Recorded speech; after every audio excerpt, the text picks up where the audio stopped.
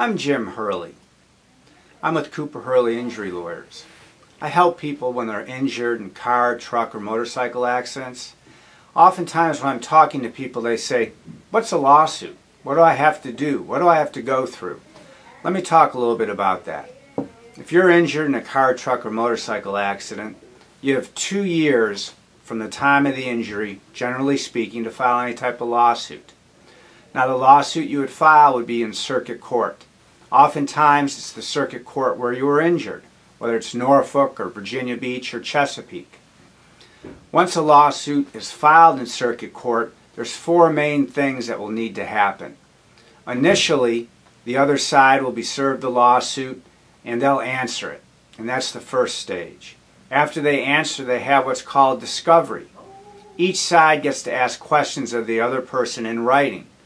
Generally speaking, there's lawyers always involved in circuit court, so the lawyer will help you answer these. The next thing is depositions.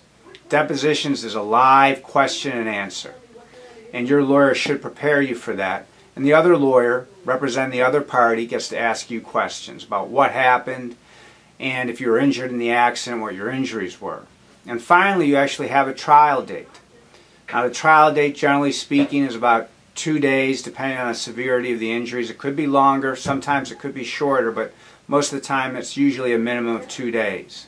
And you actually go through a whole trial. Now, as I say, oftentimes I help out people when they're injured in car, truck, or motorcycle accidents, and I'm able to help them without filing a lawsuit because we get it settled.